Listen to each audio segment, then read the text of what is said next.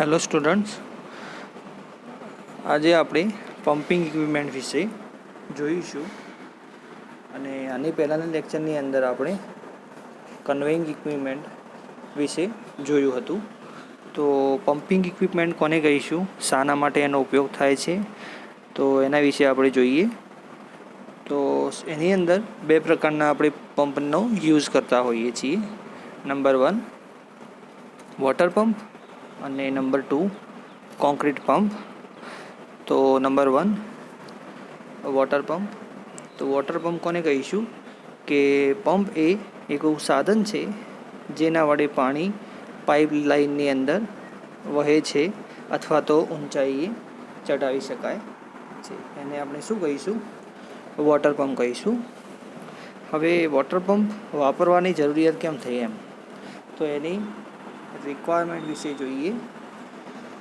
તો રિક્વાયરમેન્ટની અંદર આપણને એવું કહેવામાં આવ્યું છે કે વહેતા પાણીને ઉંચકવા માટે નોર્મલી આપણે જો બેઝિક વાત કરીએ બુકની બહારની, તો આપણા ઘરે જે અંડરગ્રાઉન્ડ ટાંકી હોય તો એની અંદરથી પાણી આપણે વેક્યુમ કરી ખેંચી અને આપણે આપણા ટેરેસ પર અથવા તો જે પણ જગ્યાએ આપણી ટાંકી હોય ત્યાં પહોંચાડવા માટે આપણે શાનો ઉપયોગ કરીએ છીએ, પંપનો ઉપયોગ કરીએ છીએ.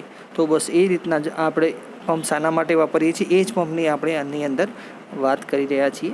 તો પાણીને ઊંચાઈ ચડાવવા માટે, કૂવામાંથી પાણી બહાર ખેંચવા માટે, પાઇપલાઇન માટે, પાણીના સપ્લાય માટે, ઊંચે ટાંકીએ પાણી પહોંચાડવા માટે, પાઇપલાઇનમાં દબાણ વધારવા માટે, પછી બોઇલરમાં પાણી ભરવા માટે અને ફિલ્ટરનું બેકવોશ કરવા માટે, પછી ટેન્ક, ખાડા, બેઝિન વગેરેનું ડિવોટરિંગ કરવા માટે.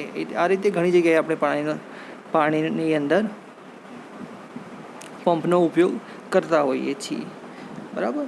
અથવા તો ફાયર બ્રિગેડની અંદર પણ આપણે પાણીના પ્રેશર માટે વોટર પંપનો ઉપયોગ થતો હોય છે.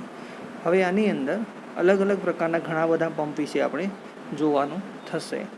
તો એના પહેલાં આપણે બુકની અંદર જે પંપ આપણે ભણવાના છે અથવા તો તમારી જીટીયુની એક્ઝામની અંદર જે પંપ વિશે ભણવાનું આવે છે, સમજવાનું આવે છે અને ક્વેશ્ચન આવે છે, તો આપણે એટલા જ પંપ જોઈશું. બાકી તમને એ રીતે ક્વેશ્ચન પૂછાય કે analyst the types of pump and explain any one, તો એની અંદર એનલિસ્ટ કરવાના થાય તો તમારે આ રીતના પંપ લખવાના રહેશે.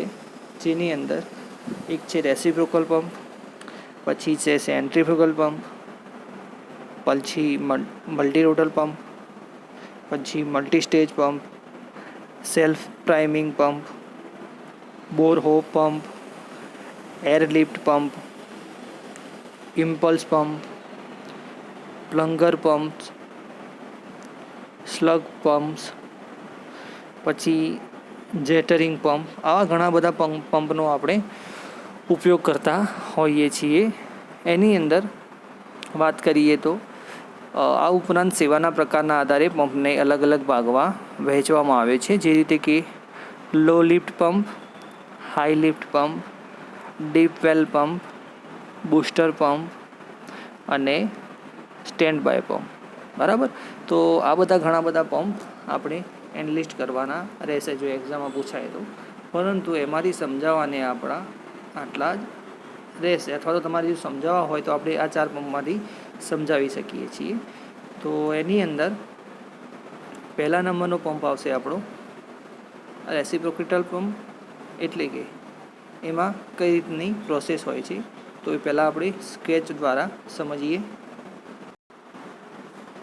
તો સ્કેચની અંદર આ જે છે તમારું સમ છે, એટલે પાણીનું ટાંકું હોય અથવા તો ગમે તે જગ્યાએ કે જે સોર્સ છે પાણીનો તમારું, જ્યાંથી પાણી તમારે લેવાનું છે.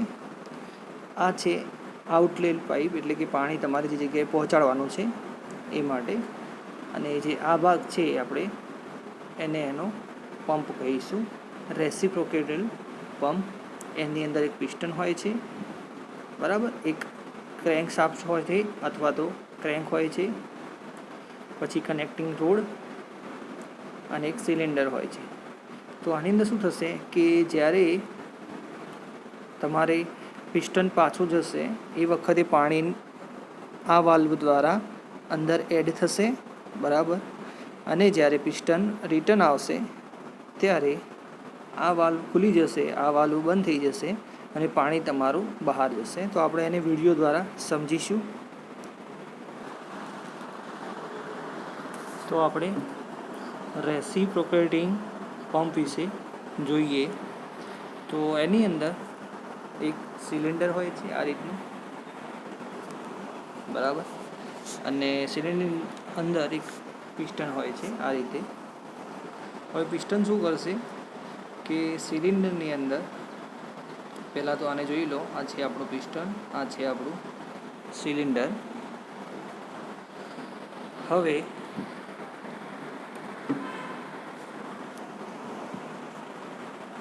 આની અંદર પિસ્ટન આ રીતે મૂવમેન્ટ થતું હોય છે, જે આપણે જોઈ શકીએ છીએ. અંદર આ છે સિલિન્ડર, આ છે પિસ્ટન, જે અપ ડાઉન થતો હોય છે.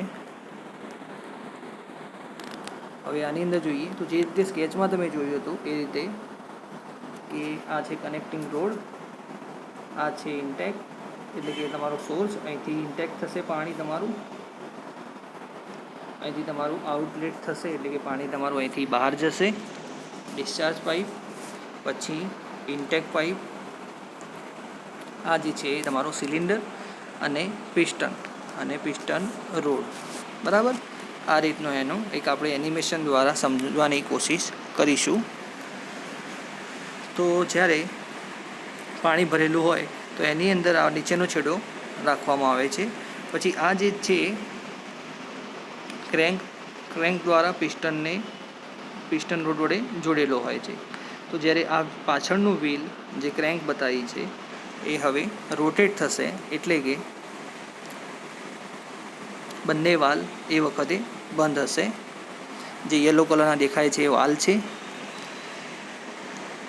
એને આપણે ઇન્ટેક અને આઉટલેટ વાલ કહીશું. હવે જ્યારે પિસ્ટન્સ તમારો 90 ડિગ્રી ફરશે એટલે કે crank will be rotated 90 degree, ત્યારે બંને વાલ બંધ હશે, બરાબર. પણ નીચેનો વાલ હશે એ પછી ખુલી જશે અને એની અંદરથી પાણી તમારું ઉપર તરફ એટલે કે સિલિન્ડરની અંદર પાણી તમારું એડ થશે. તો આ રીતે પાણી તમારું એડ થશે અંદર, જ્યારે તમારો ક્રેન્ક 90 ડિગ્રી હશે ત્યારે. હવે ક્રેન્ક તમારી 180 ડિગ્રી જશે એટલે કે પિસ્ટન તમારો મૂવ થશે, બરાબર. એ સમયે તમારા બંને વાલ્વ બંધ હશે. ફરી પાછી ક્રેન્ક તમારી રોટેટ થશે, એ સમયે પિસ્ટન તમારો આગળ જશે, બરાબર. તો આની અંદર પાણી તમારું ભરાઈ ગયું. હવે શું થશે કે ઉપરનો વાલ ખુલી જશે, બરાબર. પણ પાણી ઉપર નહીં પહોંચે જ્યાં સુધી તમારું પિસ્ટન આગળની દિશામાં મૂવમેન્ટ નહીં કરે ત્યાં સુધી આગળ પાણી નહીં પહોંચે. હવે જે તમારી કનેક્ટિંગ રોડ હતી એ પાછી 360 રોટેટ થઈ અને પોતાની જગ્યા ઉપર આવવાની કોશિશ કરશે. તો એ સમયે આપણો જે પિસ્ટન હતો એ જે પાછળની તરફ હતો એ હવે ધીમે ધીમે આગળની તરફ વધશે. તો આ રીતે ધીમે ધીમે આગળની તરફ જશે, એટલે કે અંદર રહેલું પાણી જે છે એ તમારું ઉપરની તરફ જશે, એટલે કે ડિસ્ચાર્જ તરફ આગળ વધશે, બરાબર. તો રેસિપ્રોકલ પંપ છે એ તમારો આ રીતે કામ કરતો હોય છે, બરાબર. નીચેથી તમારું પાણી છે એ એને વેક્યુમ કરશે. નીચેનો વાલ ખુલ્લો હશે, ઉપરનો વાલ બંધ હશે. પછી પિસ્ટન તમારો જ્યારે પાછળ જતો રહેશે એ સમયે બંને વાલ બંધ હશે. પછી પિસ્ટન તમારું જ્યારે આગળની તરફ આવવાની કોશિશ કરશે એટલે ઉપરનો વાલ ખુલી જશે અને જે પણ પાણીની અંદર હશે એ પાણી તમારું બહારની તરફ જતું રહેશે. એટલે એક જ સમયે કન્ટિન્યુઅસ આ પ્રોસેસ તમારી ચાલુ જ રહેશે, બરાબર. તો થિયરી પ્રમાણે જોઈએ તો આ પ્રકારના પંપ બદલાતા હેડ સાથે અચળ ડિસ્ચાર્જ આપે છે, એટલે પાણીનો ડિસ્ચાર્જ તમારો અચળ રહે છે. આ પ્રકારના પંપમાં એક નળાકારમાં પિસ્ટન ઓપરેટ થાય છે. પિસ્ટનના ફોરવર્ડ સ્ટોકથી નળાકારમાં વેક્યુમ થાય છે, જેથી પાઇપમાંથી ઇનલેટ વાલ્વ વડે નળમાં પાણી ભરાય છે. રિટર્ન સ્ટોકથી પાણી આઉટલેટ વાલ્વથી બહારની તરફ જાય છે. રેસિપ્રોકેટિંગ પંપ સિંગલ એક્ટિંગ કે ડબલ એક્ટિંગ પ્રકારના હોય છે. સિંગલ એક્ટિંગ પંપમાં પિસ્ટનના રિટર્ન સ્ટોક વખતે પાણી ડિસ્ચાર્જ થાય છે, જ્યારે ડબલ એક્ટિંગ પંપમાં ફોર સ્ટોક અને રિટર્ન સ્ટોક બંને વખતે પાણી ડિસ્ચાર્જ થાય છે. સિંગલ એક્ટિંગ પંપમાં પાણીનો પ્રવાહ એકધારો નથી, પરંતુ કેવો છે, તૂટક પાણી હોવાથી તે આંચકા અને ધ્રુજારી આપે છે અને એની જે શક્તિ હોય છે એનો વ્યય થાય છે. આવા પંપ ઊંચું દબાણ આપે છે, ઊંચા હેડ માટે વાપરી શકાય છે. આવા પંપ રેતીના કણોવાળા પાણી માટે અનુકૂળ નથી. આ પંપ માટે શરૂઆતનો ખર્ચો વધારે થતો હોય છે.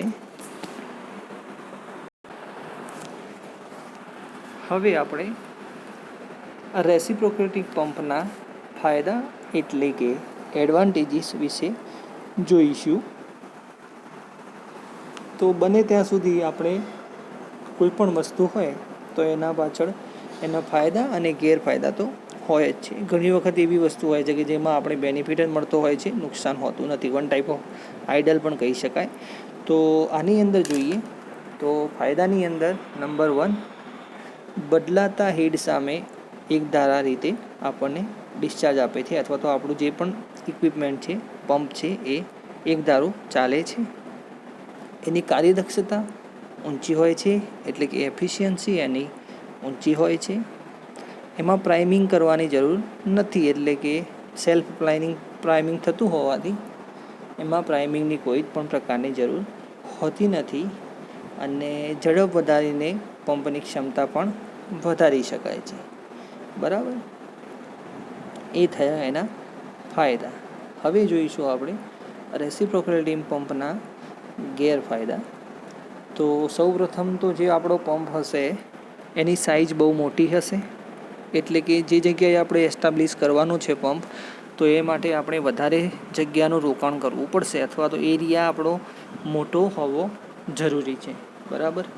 પછી છે કે વજનમાં ખૂબ જ વધારે છે, એટલે કે આ પંપને મૂકવા માટે નીચે સારો એવો બેઝ બનાવવો પડશે કે જેના ઉપર આપણો પંપ સારી રીતે રહી શકે.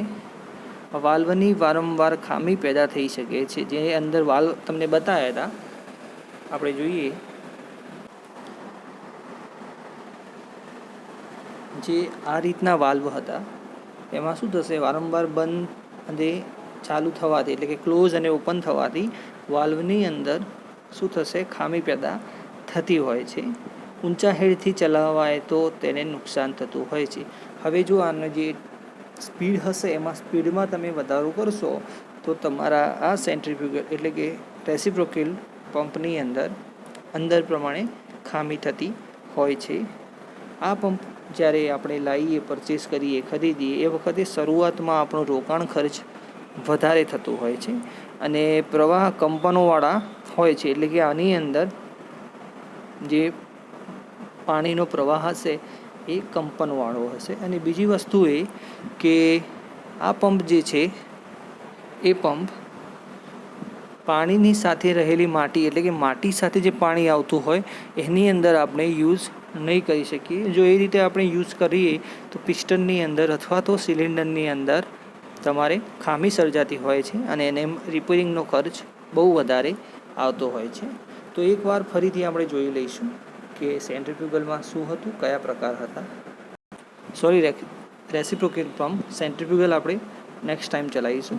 તો પંપ બે પ્રકારના હતા, વોટર પંપ અને કોન્ક્રીટ પંપ. વોટર પંપની અંદર આપણે ઘણા બધા પંપ વિશે વાત કરી હતી, રેસિપ્રોકલ, સેન્ટ્રીફ્યુગલ, એ રીતે ઘણા બધા પંપ વિશે આપણે વાત કરી હતી. હવે પંપની આપણે આ પેટર્ન જોઈ, એના પછી એક વિડીયો જોયો. વિડીયો દ્વારા આપણે સારું એવું સમજી ગયા હશો તમે લોકો. જીટીયુની એક્ઝામની અંદર જ્યારે પંપ વિશે પૂછવામાં આવે ક્વેશ્ચન, તો તમારે આ જે તમને હાલ દેખાય છે આ પ્રમાણેની ફિગર ડ્રો કરવાની રહેશે. ફિગર એકદમ સિમ્પલ જ છે, એમાં કંઈ ખાસ નથી. બીજી વસ્તુ કે એના ફાયદા અને ગેરફાયદા પણ તમે સારી રીતે સમજી ગયા હશો. તો આજે આપણે આજના લેક્ચરમાં અહીં સુધી રાખીશું. નેક્સ્ટ લેક્ચરની અંદર સેન્ટ્રીફ્યુગલ પંપ વિશે જોઈશું. બરાબર. Thank you.